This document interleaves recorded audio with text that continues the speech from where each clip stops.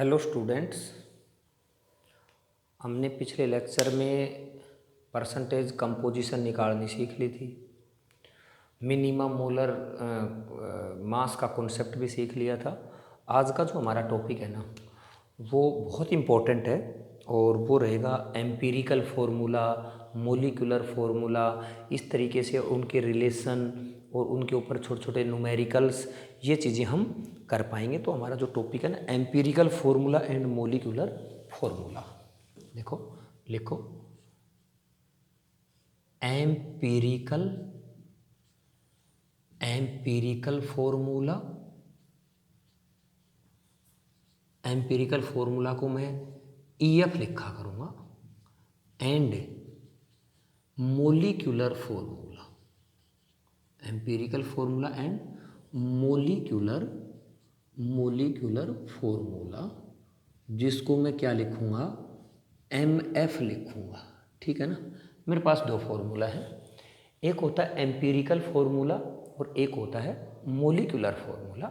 आपको मैं छोटी छोटी चीज़ों से समझाता हूँ। जैसे मैंने ये लिखा है, एक हाइड्रोजन परऑक्साइड H2O2, ये एक मोलिकुलर फार्मूला है। अगर मैं इसका एक सिंपलेस्ट फार्मूला बनाता हूँ, मतलब सिंपलेस्ट रेशियो में अगर मैं हाइड्रोजन को और ऑक्सीजन को लेता हूँ, तो ये 2:2 रेशियो में है, तो ये तो मेरा मोलिकुलर फार्मूला है। और अगर इसके सिंपलेस्ट रेशियो में इसको बनाएंगे तो क्या होगा, HO, तो इसको हम क्या बोल देते हैं, एम्पिरिकल फार्मूला। एक जैसे और लिखा मैंने, ये लिखा मैंने, जैसे सिंपल है, मेरे पास ग्लूकोज है C6H12O6, ये तो क्या है मेरे पास, ग्लूकोज। और ग्लूकोज का ये क्या होता है, ये मोलिकुलर फार्मूला होता है। अगर मैं इसको सिंपलेस्ट रेशियो में लिखता हूँ तो मेरे हिसाब से क्या बन जाएगा, C6 का अगर हम C और यहाँ पे H2 और O, this is my empirical formula. ठीक है ना। तो मतलब जो एक्चुअल फार्मूला होता है ना, जो सिंबॉलिक फॉर्म में किसी भी कंपाउंड्स को रिप्रेजेंट किया जाता है, वो तो क्या होता है उसका मोलिकुलर फार्मूला। और अगर कंपाउंड्स को एक सिंपलेस्ट रेशियो में, मतलब सबसे लोवेस्ट रेशियो में अगर जो लिखा जाता है ना, तो वो क्या होता है उसका एम्पिरिकल फार्मूला। तो सबसे पहले आप फार्मूला क्या होता है वो चीज़ नोट करें। ठीक है ना, ये मेरे हिसाब से समझ गए होगे, मिटा दूँ।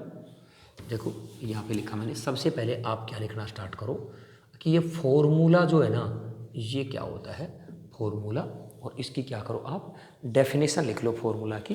लिखो, it is the group of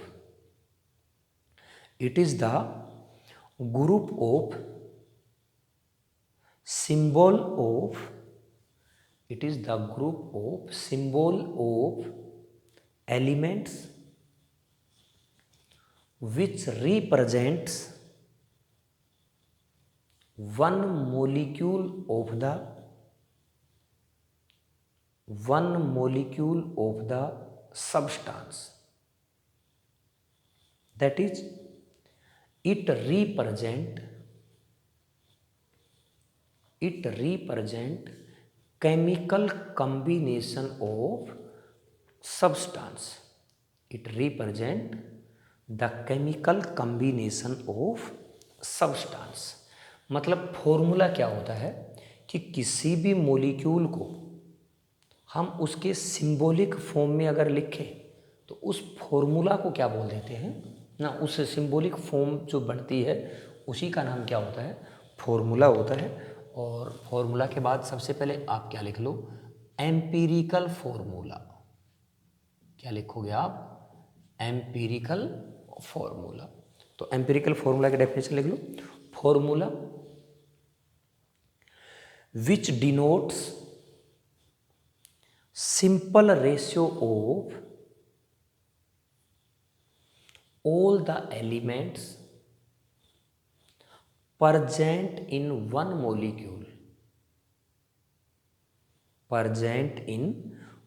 molecule of the compound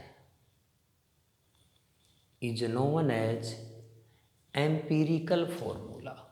simplest ratio में होता है एम्पिरिकल फार्मूला, जैसे मैंने आपको एग्जाम्पल से भी बताया है ना। ठीक है ना। एक बार आप इसका मोलिकुलर फार्मूला और लिख लो, फिर हम दोनों के बारे में डिस्कस करेंगे। मोलिक्यूलर फॉर्मूला जो होता है ना वो रियल होता है, और उसी का मैं सिंपलेस्ट अगर बना देता हूँ तो वो मेरा क्या होता है, एम्पिरिकल फॉर्मूला होता है। ठीक है, तो मोलिकुलर फॉर्मूला लिखो आप, formula which denote exact number of atoms, which denotes exact number of atoms of all elements present in one molecule of the compound, present in one molecule of the compound is known as molecular formula, is known as molecular formula. For example मैंने लिखा glucose, बता चुका आपको C6 glucose का मैं दो तरीके से बनाता हूँ, ये लो। एक तो लिखता हूँ मोलिकुलर फॉर्मूला जो एग्जैक्ट होता है C6H12O6, एक लिखता हूँ एम्पिरिकल फॉर्मूला जो इसका सिंपलेस्ट रेशियो होता है, 6 की जगह अगर मैं 1 करूँ तो ये 2 हो जाएगा, ये 1 हो जाएगा, CH2O। This is empirical formula. एक मैंने हाइड्रोजन पेरोक्साइड का लिया था, यहाँ पे लिख रहा हूँ मैं हाइड्रोजन पेरोक्साइड, इसके भी मैंने दो बनाए। एक तो बनाया मोलिकुलर फॉर्मूला जो क्या था H2O2, एक लिखा मैंने एम्पिरिकल फॉर्मूला जो क्या था HO। एक और लेता हूँ, जैसे मैं H2O वाटर लिख देता हूँ यहाँ पे क्या लिखा मैंने वाटर, वाटर के भी बनाया मैंने। मोलिकुलर फॉर्मूला क्या बना H2O। अब इसका सिंपलेस्ट क्या बनेगा, अगर मैं इसका 1 ले लेता हूँ तो इसका हाफ लेना पड़ेगा, हाफ सिंपलेस्ट होता नहीं है, होल नंबर में होना चाहिए। तो यही इसका एम्पिरिकल है और यही इसका क्या है रियल है, मीन्स मोलिकुलर फॉर्मूला है। तो यहाँ पे इसका जो एम्पिरिकल फॉर्मूला है वो भी क्या बना H2O बना। मेरे हिसाब से एम्पिरिकल और मोलिकुलर फॉर्मूला जो है ना, इनका क्या मतलब होता है, सिंपल सी बात है। जो एग्जैक्ट फॉर्मूला होता है वो तो मेरा क्या होता है मोलिकुलर फॉर्मूला, अगर उसी का मैं सिंपलेस्ट अगर फॉर्मूला बना देता हूँ तो एम्पिरिकल फॉर्मूला। अगर कोई कंपाउंड ऐसा है जो पहले ही सिंपलेस्ट में है तो उसका मोलिकुलर फॉर्मूला भी और एम्पिरिकल फॉर्मूला क्या होता है सेम होता है।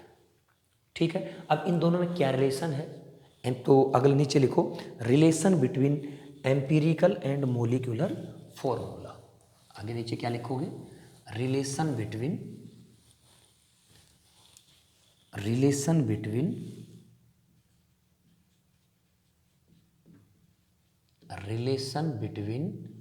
Empirical formula and molecular formula. इन दोनों के अंदर क्या रिलेशन होता है, देखो सबसे पहले बात सुनो, जो मोलिकुलर फॉर्मूला होता है उसका ये रिलेशन होता है n इंटू एम्पिरिकल फॉर्मूला। ये हमें याद रखना है, एक एक के बारे में हम क्या करेंगे डिस्कस। ये सबसे पहली बात तो है कि ये n क्या है, जो n जो है ना n क्या है एक इंटीजर है, n क्या है एक इंटीजर है। और n को मैं निकाल के बताता हूँ आपको क्या होता है n। ऊपर तो लिखा करूँगा मैं मास ऑफ मोलिकुलर फॉर्मूला, देखो यहाँ पे तो लिखा करूँगा मैं, मुझे मोलर मास मोलिकुलर मास निकालना है, ठीक है ना। Molecular mass of molecular formula divided by molecular mass of, यहाँ पे लिख रहा हूँ मैं molecular mass of empirical formula. ठीक है ना, इन दोनों का जो रेशियो होता है ना वो n होता है। जैसे एक एग्जांपल लेकर के बताता हूँ आपको, ठीक है ना। जैसे मेरे पास ग्लूकोज ही है C6H12O6, ये इसका क्या है मोलिकुलर फॉर्मूला।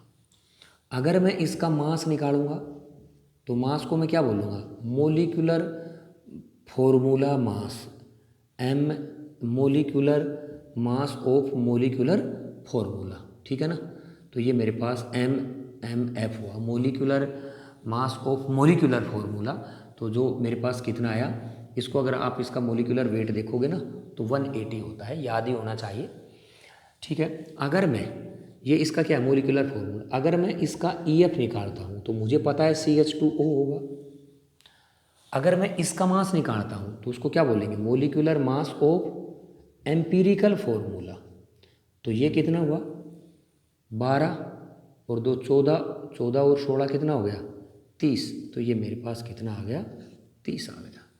तो अगर मुझे n की वैल्यू निकालनी है तो 180 डिवाइडेड बाई 30 कितना आ गया 6। ठीक है ना। अब देखो अगर मेरे पास 6n की वैल्यू है और ये मेरे पास एम्पिरिकल फॉर्मूला है, तो अगर मैं इसको इस 6 से मल्टीप्लाई करूँगा तो क्या आ जाएगा C6H12O6, तो मेरा क्या आ जाएगा मोलिकुलर फॉर्मूला। तो इस तरीके से हम क्या निकाल देते हैं, n की वैल्यू इसके अंदर निकाल देते हैं कि जो भी हम n की वैल्यू निकालते हैं वो मोलिकुलर फॉर्मूला होता है उसका मास, और जो एम्पिरिकल फॉर्मूला है उसका मास, उन दोनों का क्या होता है रेशियो होता है। ऊपर मोलिकुलर मास किसका लिखेंगे, molecular mass of molecular formula, नीचे लिखेंगे molecular mass of empirical formula. और अब आप क्या करो, एक क्वेश्चन लिखो empirical formula of acetylene and benzene, empirical formula of acetylene and benzene. हमें नहीं पता इनका क्या फॉर्मूला है, इज CH दे रखा है, दोनों का एम्पिरिकल फॉर्मूला कितना है CH है। हो सकता है किसी का यहाँ पे 5 लगाऊं तो C5H5 हो जाए, 10 लगाऊं तो C10H10 हो जाए, 15 लगाऊं तो कुछ भी लगा सकता हूँ, पता नहीं n की वैल्यू कितना है। ये तो क्या है एम्पिरिकल फॉर्मूला है। हो सकता है इसके केस में इसका n अलग हो, इसके केस में n अलग हो, तो दोनों का मोलिकुलर फॉर्मूला भी क्या हो जाएगा अलग हो जाएगा। ठीक है ना। आगे लिखो if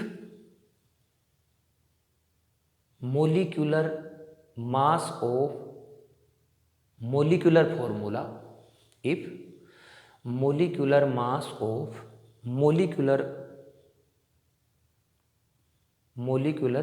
formula of acetylene and benzene is 26, इसका तो मोलिकुलर मास ऑफ MF कितना दे दिया 26, और इसका मोलिकुलर मास ऑफ MF कितना दे दिया 78, दोनों का अलग अलग दे दिया। देखो क्या मैं इसका एम्पिरिकल मास निकाल सकता हूँ, बिल्कुल। कैसे निकालूंगा, 12 और 1 कितना हो गया 13 हो गया। 13 क्या है इसका मास ऑफ एम्पिरिकल फॉर्मूला, इसका भी क्या हुआ मास ऑफ एम्पिरिकल फॉर्मूला कितना हुआ 13, मोलिकुलर मास कितना है इसका 26।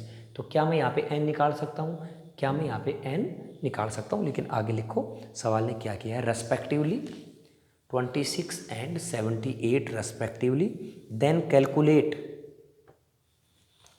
calculate molecular formula of acetylene and benzene, molecular formula of acetylene and benzene।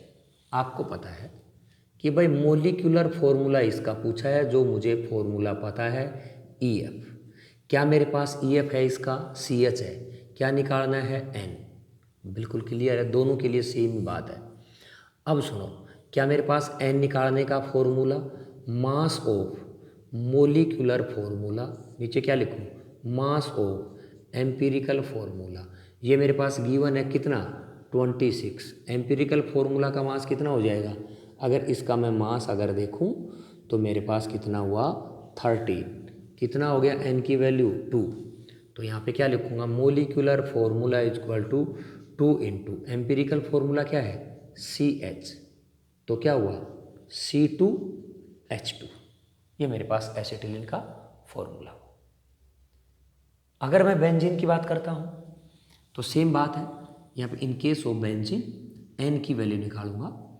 Molecular formula तो दे ही रखा है 78, एम्पिरिकल मास दोनों का सेम ही है 13, एन की वैल्यू कितनी आई 6 आई। तो क्या इसका मोलिकुलर फॉर्मूला हुआ 6 इंटू एम्पिरिकल फॉर्मूला CH6 ठीक है ना। अगर देखना भी चाहते हो तो आप इनका मोलिकुलर मास दोबारा देख लो, कितना हो गया 12, 12 दूनी 24 और 2 26। इसका देख लो 12 को 6 से गुणा करोगे तो कितना हो गया 72, 6 और जोड़ दो कितना हो गया 78। ये इसका मोलिकुलर मास दे रखा है। तो ये हमारे पास एम्पिरिकल फॉर्मूला और मोलिकुलर फॉर्मूला जो है ना किस तरीके से आपस में रिलेट करते हैं, तो वो कॉन्सेप्ट मैंने आपको बताया। उसके बाद लिखो आप डिटर्मिनेशन ऑफ, अगला टॉपिक बना करके एडिंग बना लो और फिर अलग से लिखना स्टार्ट करो, ठीक है ना। डिटर्मिनेशन ऑफ एम्पिरिकल फॉर्मूला, हमें एम्पिरिकल फॉर्मूला निकालना है विद द हेल्प ऑफ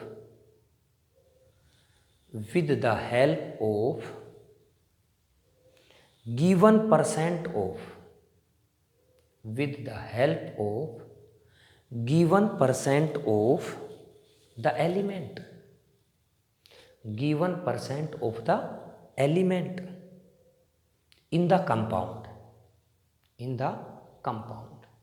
क्या है टॉपिक, सुनो मेरी बात। इससे पहले जो हमने टॉपिक किया जिसकी परसेंटेज कंपोजिशन निकालनी थी, मतलब अगर मेरे पास अलग अलग एलिमेंट की अगर मेरे पास क्या हो परसेंट दी हुई हो,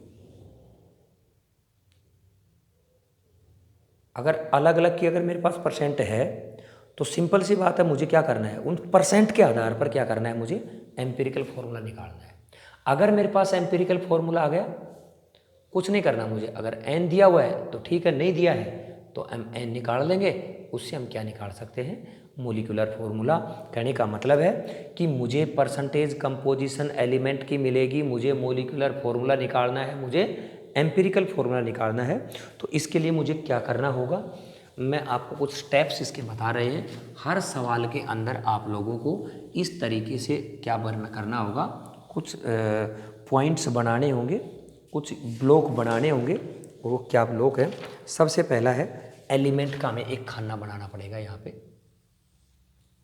एलिमेंट, हर सवाल में इस तरीके से करेंगे कि जो भी एलिमेंट है उसका एक हमें क्या बनाना पड़ेगा, एक खाना बनाना पड़ेगा। परसेंटेज ऑफ एलिमेंट, एलिमेंट की परसेंटेज दी हुई होती है वो हमें लिखनी पड़ेगी, या फिर कई बार नहीं दिया हुआ होता है, परसेंटेज नहीं दी हुई होती है तो क्या है वेट रेशियो मिलेगा। तो मैं यहाँ पे एक चीज़ और लिख देता हूँ, और क्या लिखूँ, वेट बाई वेट रेशियो हमें सवाल में दिया हुआ होगा, इसीलिए मैंने और में लिखवाया क्योंकि कईयों में परसेंटेज कंपोजिशन नहीं लिखी हुई होती है ना, तो मुझे वेट के हिसाब से ले लेना है, तो उसका वेट बाई वेट रेशियो लिखा मिलेगा। एक परसेंटेज यहाँ पे जो तीसरा हमारा जो खाना बनेगा वो बनेगा परसेंटेज ऑफ एम, तो जो भी हमारे पास एटॉमिक मास है परसेंटेज, या फिर atomic percentage oblique atomic mass लिख रहा हूँ मैं, एटॉमिक मास ऑफ एलिमेंट, मुझे एटॉमिक मास ऑफ एलिमेंट मिलेगा, ठीक है ना। जो परसेंटेज दी हुई है उसको एटॉमिक मास से मैं डिवाइड करूँगा, ये डिवाइड का निशान है, देखो परसेंटेज यहाँ पे दी हुई है, जो भी एलिमेंट होगा उसका मुझे एटॉमिक मास गिवन होगा, मैं उस परसेंटेज को एटॉमिक मास से डिवाइड करूँगा, तो ये चीज़ मेरे पास क्या बन जाएगी, number of atoms of element. यहाँ पे क्या बन जाएगा, इसको मैं यहाँ पे ये सारा चीज़ है ना यहाँ पे बनेगा, number of atoms of element. इनको नोट कर लो सभी को ना, ये मेरे पास तीसरा खाना बन गया है। उसके बाद मुझे रिलेटिव रेशियो ऑफ एलिमेंट निकालना है, जिसको मैं आरआर भी कहूँगा, रिलेटिव रेशियो, ठीक है ना, इसको मैं क्या कहूँगा आरआर, ये मुझे निकालना है रिलेटिव रेशियो। और ये कैसे निकालना है मैं बता दूंगा, लोवेस्ट वैल्यू को से डिवाइड करना, जो इनकी जो वैल्यू आएगी ना उनके अंदर जो सबसे लोवेस्ट है ना उसको सभी से डिवाइड कर दूँ, मैं बता दूंगा यहाँ पे किस तरीके से आएगी। और यहाँ पे जो हमारा लास्ट जो बनेगा lowest number into R of element, यहाँ पे लिख रहा हूँ lowest number into R of element ठीक है ना। या फिर इसको मैं क्या लिखूँगा, इसको ये भी कह सकता हूँ सिंपलेस्ट रेशियो भी कह सकता हूँ। देखो ये इस तरीके से मैंने हर सवाल के अंदर ये मेरे क्या बनेंगे, 1 2 ये जो खाने बनेंगे। सबसे पहले इनको आप क्या कर लो, अच्छे से नोट कर लो कि मुझे इस तरीके से खाने बनाने पड़ेंगे हर सवाल के। देखो क्या होगा, कोई भी सवाल है उसके मुझे एलिमेंट लिखे हुए मिलेंगे, जैसे कार्बन हाइड्रोजन ऑक्सीजन 3 मिल गए, तो मैं यहाँ पे लिखूँगा कार्बन हाइड्रोजन ऑक्सीजन, लिख दिया। यहाँ पे उनकी परसेंटेज लिखी हुई तो परसेंटेज लिख दूंगा तुरंत यहाँ पे, ठीक है। नहीं तो फिर उनका क्या मिलेगा, वेट रेशियो मिलेगा, वो लिख दूंगा। परसेंटेज आ गई। क्या मुझे कार्बन का एटॉमिक वेट पता है, हाइड्रोजन का पता है, ऑक्सीजन का पता है। इस परसेंटेज को एटॉमिक वेट से डिवाइड कर दूंगा यहाँ पे। ये खाना हो गया मेरा पूरा कंप्लीट। यहाँ पे जो भी वैल्यू आएगी मेरे पास यहाँ पे, इनमें देखूंगा मैं कि सबसे छोटी वैल्यू कौन सी है। सपोज करो एक 1 है, एक 0.5 है, एक 0.5 है, तो सबसे छोटी वैल्यू कौन सी है, 0.5। 0.5 से सभी को डिवाइड करूँगा, 1 को 0.5 से डिवाइड, 0.5 को 0.5 से डिवाइड, 0.5 को 0.5 से डिवाइड। यहाँ पे मेरे पास वैल्यू आ जाएगी। अगर ये वाली वैल्यू अगर मेरी क्या है होल नंबर है, तो मुझे ये वाला जो लास्ट वाला जो है ना, ये ब्लॉक करने की ज़रूरत नहीं है। ये वाला मेरा कब यूज़ करूँगा, सपोज करो यहाँ पे 1.5 आ जाए, ठीक है ना, यहाँ पे 1 आ जाए, यहाँ पे भी क्या है 1.5, तो उसे मुझे होल नंबर रेशियो में कन्वर्ट करने के लिए करना है। अब 1.5 है, अगर मैं उसको 2 से मल्टीप्लाई करूँगा तो 3 हो जाएगा, तो मुझे सभी को 2 से मल्टीप्लाई करना पड़ेगा ताकि मेरा क्या बन जाए, सिंपलेस्ट रेशियो बन जाए। सपोज करो यहाँ पे कार्बन 3 आया, नहीं कार्बन 6 आया, हाइड्रोजन 12 आया और ऑक्सीजन की वैल्यू कितनी आई, 6 आई, तो मेरा एम्पिरिकल फॉर्मूला क्या बना, C6H12O6। इस तरीके से क्या बना लूँगा मैं, एम्पिरिकल फॉर्मूला बना लूँगा। समझे कि नहीं। एक क्वेश्चन लिख लो, लिखो ए हाइड्रोकार्बन कंटेन्स, कोई हाइड्रोकार्बन है, a hydrocarbon contains 80% carbon if molecular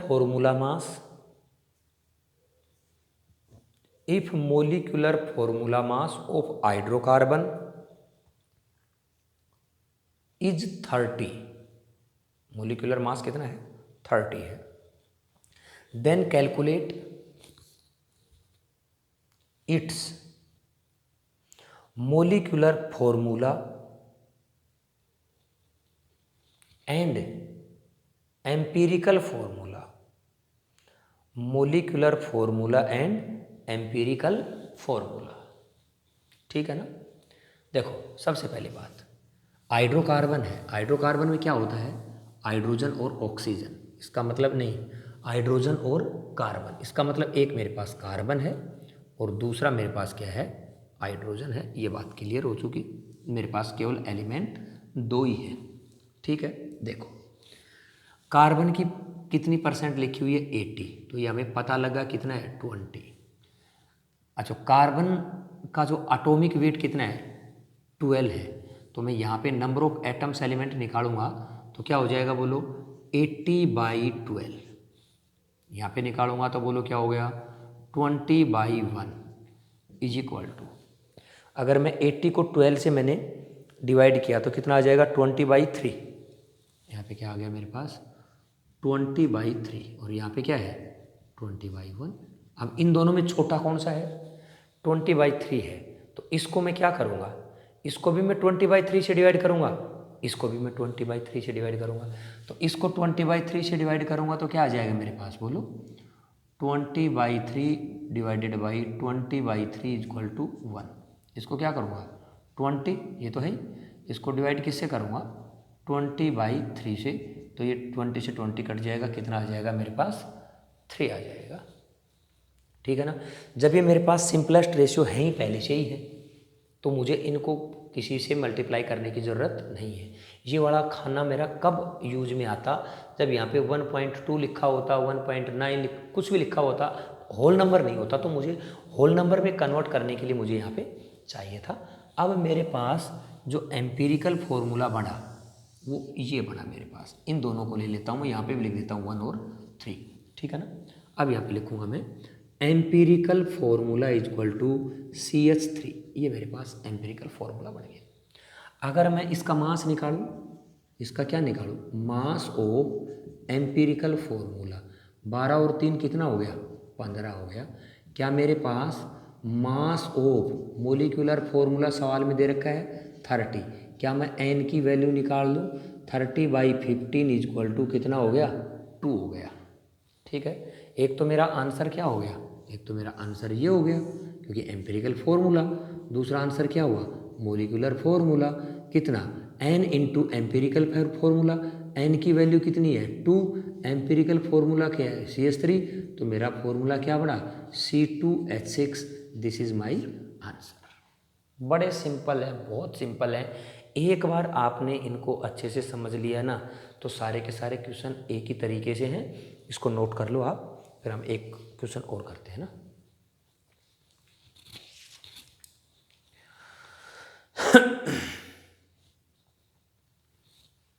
note कर लिया होगा।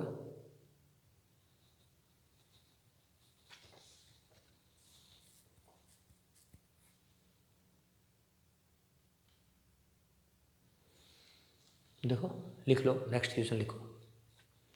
एक compound of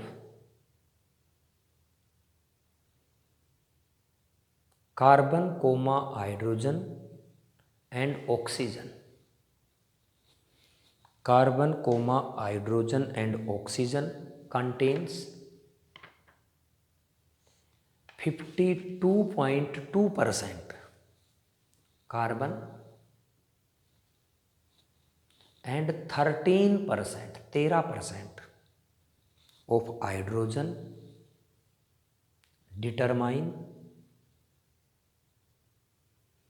empirical formula of compound, determine empirical formula of compound। ये मेरे पास इसका क्या बताना है, मुझे एम्पिरिकल फॉर्मूला बताना। अब देखो इन्होंने 3 मेरे पास हैं, एक हाइड्रोजन है, एक कार्बन है और एक मेरे पास ऑक्सीजन है, लेकिन परसेंटेज जो है ना 2 की दे रखी है। तो 100 में से दोनों का जोड़ घटा लेंगे तो मेरे पास किसकी आ जाएगी, ऑक्सीजन की आ जाएगी। एक तो मेरे पास कार्बन है, ठीक है ना, कार्बन है, दूसरा मेरे पास हाइड्रोजन है, तीसरा मेरे पास क्या है, ऑक्सीजन। इसकी परसेंटेज 52.2% है, हाइड्रोजन की 13% है। दोनों को जोड़ करके अगर हम तीसरे में घटाएंगे ना तो तीसरे की आ जाएगी 34.8%। सिंपल है।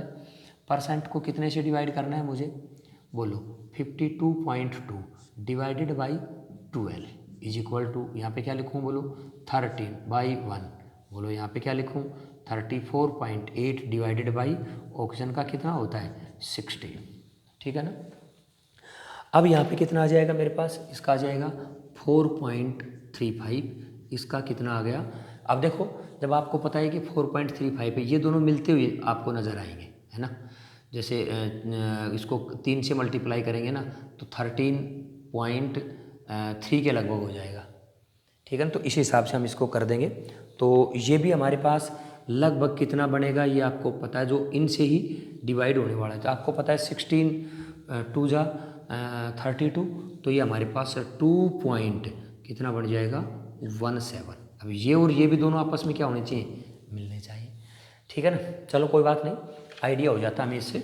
और उसके बाद में क्या है, यहाँ पे सबसे सिंपल हमें रेशियो निकालना पड़ता है, रिलेटिव रेशियो। तो सबसे छोटा कौन सा है, ये, इसको डिवाइड करूँगा सभी से, तो यहाँ पे क्या लिखूँगा 4.35 डिवाइडेड बाई 2.17 कितने पे गया 2 पे, 13 डिवाइडेड बाई 2.17 कितने पे गया 6, यहाँ पे क्या गया 2.17 डिवाइडेड बाई 2.17 कितने पे गया 1। इसका भी मेरे पास रेशियो कितना हुआ 2, 6 और 1। तो मेरे पास एम्पिरिकल फॉर्मूला अगर देखा जाए तो मेरे पास क्या बना बोलो, एम्पिरिकल फॉर्मूला यहाँ पे लिख रहा हूँ empirical formula is equal to carbon 2, hydrogen 6 और एक क्या बना मेरे पास, oxygen. This is my answer. ठीक है ना। तो मेरे हिसाब से आपने एम्पिरिकल फॉर्मूला निकालना सीख लिया। एक क्वेश्चन और कर लेते हैं हम। चलो लिखो लिखो एक कंपाउंड ऑफ, अगला जो क्वेश्चन है ये अगर नोट कर लिया है ना तो अगला क्वेश्चन लिखो। एक कंपाउंड ऑफ क्रोमियम, क्रोमियम को क्या लिखते हैं, Cr, chromium comma potassium, potassium का क्या सिंबल होता है, K। 20 तक तो याद होंगे ना, 10th में याद किए होंगे। And oxygen contains 26.6%, 26.6% K means potassium and 38% of oxygen, 38% of oxygen. If molar mass of the compound is, molar mass of the compound is 294, molar mass दे दिया है। Then calculate molecular formula,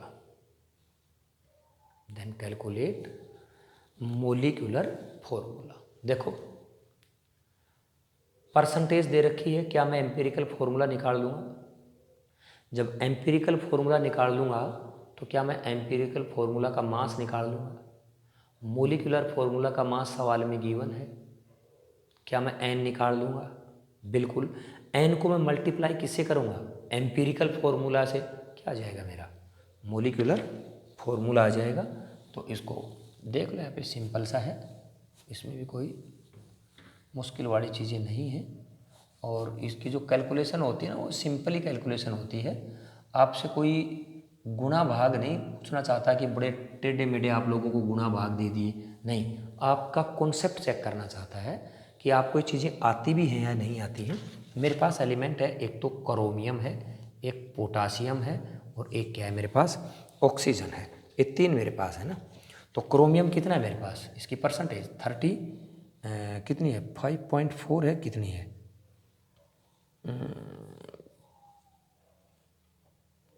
chromium की तो लिखी हुई नहीं थी ना, पोटासियम की और ऑक्सीजन की है।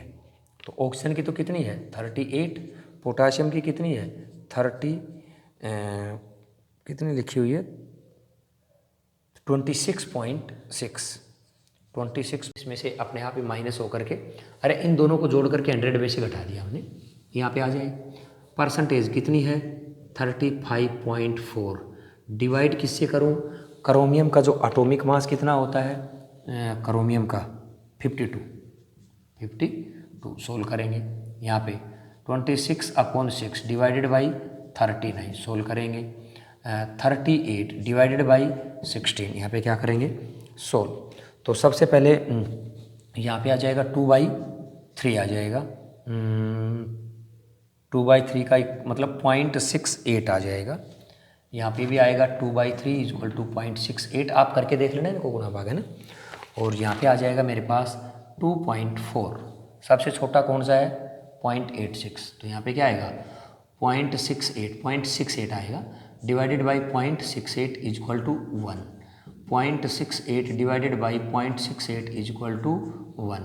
यहाँ पे क्या आया, 2.4 divided by 0.68 is equal to, यहाँ पे भी हमारे पास कितना आ जाएगा, 3.5।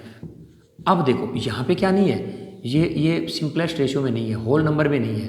तो क्या मैं इसको 2 से मल्टीप्लाई करूँगा तो 7 आ जाएगा, बिल्कुल। तो सभी को क्या करना पड़ेगा, 2 से मल्टीप्लाई। तो यहाँ पे क्या हो जाएगा 2, यहाँ पे क्या हो जाएगा 2, यहाँ पे क्या हो जाएगा 7। ठीक है ना। तो इसका एम्पिरिकल फॉर्मूला क्या बना, एम्पिरिकल फॉर्मूला K कितना है मेरे पास, 2 K2, C कितना है मेरे पास 2 Cr2, ऑक्सीजन कितना है मेरे पास 7। ये बन गया मेरे पास K2Cr2O7। और एक बड़ा अच्छा ऑक्सीडाइजिंग एजेंट है ऑरेंज कलर का इसका नाम होता है पोटासियम डाइक्रोमेट। क्या नाम होता है? Potassium dichromate. अब देखो, क्या मैं इसका एम्पिरिकल फॉर्मूला मास निकालूं? करके देखोगे 294 ही आएगा, और इसका मोलिकुलर फॉर्मूला मास भी कितना है? 294 है। तो n की वैल्यू कितनी आई? 1। इसका मतलब जिसकी n की वैल्यू 1 है उसका मोलिकुलर फॉर्मूला भी और एम्पिरिकल फॉर्मूला भी दोनों के दोनों क्या है? सेम है। ठीक है ना? तो आ गए होंगे मेरे हिसाब से खूब अच्छे से सवाल। और करवा दूँ प्रैक्टिस? बोलो, एक सवाल और लिख लो। देखो, एक कंपाउंड ऑफ, ये लास्ट है इसका, ठीक है ना? एक compound of carbon, hydrogen and nitrogen, carbon, hydrogen and nitrogen contains this element in the weight ratio, ये वेट रेशियो का क्वेश्चन बोल देता हूं मैं। This element in the weight ratio of 9:1:3.5। क्या है रेशियो? इनका वेट रेशियो दे रखा है 9:1:3.5। If molecular formula mass is, if molecular formula mass is 108, 108, then calculate molecular formula MF of the compound। क्या निकालना है मुझे? MF of the compound, molecular formula. कुछ नहीं करना, हर में परसेंटेज दी हुई थी, अब की बार मैंने क्या दे दिया? वेट रेशियो दे दिया। तो क्या है? वेट रेशियो लिख देंगे, बस कोई फ़र्क नहीं पड़ता है। ठीक है ना? बड़ा सिंपल रहेगा ये भी सवाल हमारे लिए। ठीक है ना? तो सबसे पहले मेरे पास कार्बन, हाइड्रोजन, एक कार्बन है, एक हाइड्रोजन है और एक नाइट्रोजन है, और इनका रेशियो कितना है? 9:1:3.5। ठीक है ना? अब इनके देखो सेम का सेम करना है।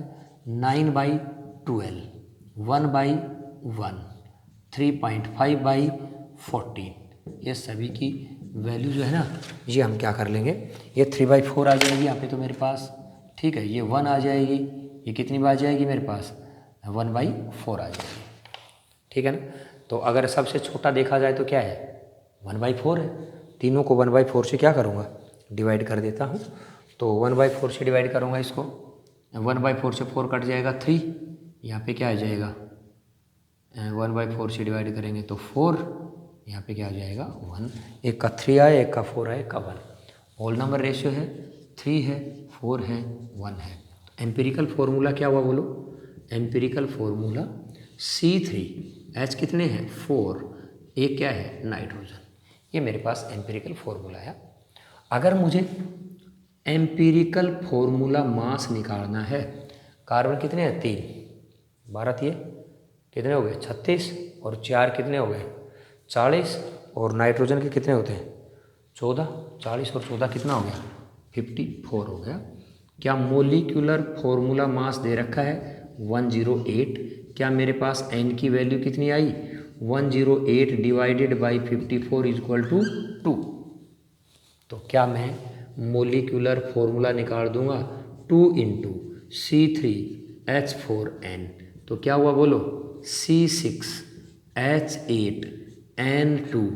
This is my molecular formula.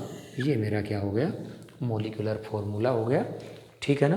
तो हमने एम्पिरिकल फॉर्मूला, मोलिकुलर फॉर्मूला के अंदर क्या रिलेशन है, किस तरीके से निकाला जाता है, किस तरीके से परसेंटेज दी हुई है, और क्या एम्पिरिकल फॉर्मूला होता है, क्या मोलिकुलर फॉर्मूला होता है, मेरे हिसाब से खूब अच्छे से सीख लिए हैं।